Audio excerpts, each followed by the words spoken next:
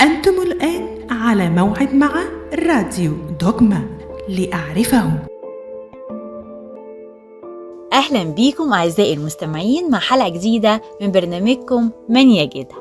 بنشكركم على مشاركتكم، وسؤال النهاردة بيقول: متقدم لي حد كويس جدا، شكله حلو وقوي وشغلته حلوة، يعني هو بعيد عن ربنا شوية بس بصراحة أنا بحبه. المشكلة الأساسية إن العيلتين مش متوافقين خالص وأهلي مش موافقين بيه، بس أنا فعلا بحبه ومش عارفة أعمل إيه. هنحاول ندور مع بعض على إجابة السؤال ده في قصة النهاردة. وقصة النهاردة هي دليلة، امرأة لكن بمخالب. دليلة هي اللي وقعت شمشون في حبها وقضت عليه وعلى حياته كأنها إبليس في زي امرأة. شمشون اللي واجه في شبابه أسد حقيقي وحل روح ربنا عليه وشق الأسد كأنه جدي. قدرت عليه دليلة. وإذا كان الأسد الأولاني جه لشمشون وهو صاحي، لكن الأسد التاني جاله وهو نايم على ركبتي امرأة وقبض عليه. الأولاني جاله بمخالب وأنياب، وبرغم من كده قدر ينتصر عليه بقوة ربنا. لكن التاني جاله بموس ناعم عشان يحلق شعره، لكن كان أرهب وأشد فتكا من المخالب والأنياب. وانتهت قوة شمشون على رجلين دليلة. دليلة هي مثال واضح للابتزاز العاطفي أو الجنسي تحت أي مسمى الحب الشديد أو مسمى الحب الخاطئ. ممكن تضيع مبادئ أو قيم كان لازم نتمسك بيها مهما كانت الظروف والمغريات. وفارق روح ربنا شمشون، لأن شعره كان هو الندر، كان هو الرابط وعلامة العهد بينه وبين ربنا. ما ننكرش إن شمشون حاول يهرب مرة واتنين من دليلة، لكن الحرب كانت شديدة عليه. والحرب بتكون شديدة لما ما ناخدش بالنا هي جاية منين، لما ما ناخدش ربنا معانا في الحرب. لو كان شمشون اتمسك بربنا وطلب معونته ما كانش ده بقى حاله. ويصحى شمشون من غفلته ويحط ايده على راسه ما يلاقيش ولا شعر، كل الشعر مرمي في حجر دليل. الشعر اتقص والعهد اتنقض وفرقته روح ربنا. فقد شمشون كل حاجة، وقام شمشون فاكر نفسه لسه بقوته وبعضلاته وقدرته، لكن يا خسارة كله ضاع لما ضاعت شركته مع ربنا. وقلع الفلسطينيين عين شمشون وصرخ صراخ عظيم. يا ريت كانت عينه اتخلعت من زمان قبل ما يشوف الخطية ويعمل الشر، قبل ما يبص على شهوة ملوثة فقدته بصيرته وبصره. ويعيش شمشون في الظلم ويستنى حد يجره المكان العمودين في المعبد اللي شهد إذلاله وهو بيلعب أعمى قدام الفلسطينيين.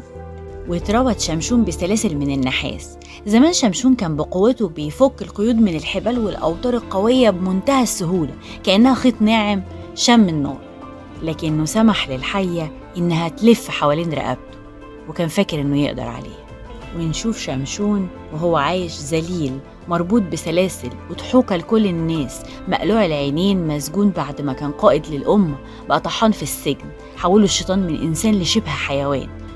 ساعات من الألم، وساعات الألم أو التجربة بيكون ضروري للإنسان عشان يشوف حاجات كان عمره ما هيشوفها بره التجربة، عشان يصرخ مع أيوب ويقول: بسمع الأذن سمعتك، أما الآن فقد رأتك عيناي. وابتدى شمشون كل يوم يلمس شعره وهو بيكبر شوية بشوية، وعلاقته بترجع مع ربنا شوية بشوية. يمكن كان بيردد مع الابن الضال: الآن أرجع إلى أبي. وينام شمشون وهو بيصلي صلاة رائعة من أعظم الصلوات، يحاول يعوض السنين اللي أكلها الجراد. أما عن بطلة قصتنا دليلة، فهي يمكن تكون ضحية لمحبتها وارتباطها بشمشون، وده اللي سبب لها متاعب وتهديد الفلسطينيين ليها ولعيلتها. يمكن تكون مغلوبة على أمرها، فهي بين نارين: تحافظ على شمشون وتضحي بعيلتها ولا تعمل العكس. وبتظهر هنا مشكلة وخطورة عدم التكافؤ بين الزوجين. الزواج تكافؤ مش مكافأة. هي فرحت بارتباطها بشمشون القوي، لكن شمشون ده كان سبب في مشاكل كتيرة جات لها. يمكن خيانة دليلة يكون ليها عذر ولو ضعيف، لكن شمشون ما كانش ليه عذر في خيانته العهد مع ربنا وارتباطه بواحدة من بنات الفلسطينيين الأعداء. وبالرغم إنه كشف خيانتها ومحاولتها مرة واتنين لتسليمه لأعدائه، وكأنه كان مغيب أو متخدر. دليلة كانت زي السنارة أو الشبكة اللي في إيد الصياد استخدمها الفلسطينيين اللي هم رمز العدو الخير عشان يصطادوا شمشون. فأولاد ربنا لازم يدخلوا ربنا في كل أمور حياتهم، وخصوصاً عند اختيار شريك الحياة. لازم يكونوا متفقين في منهجهم الروحي وأهداف حياتهم. اوعي تكوني زي دليلة وتستغلي حب غيرك ليكي بطريقة مش سليمة.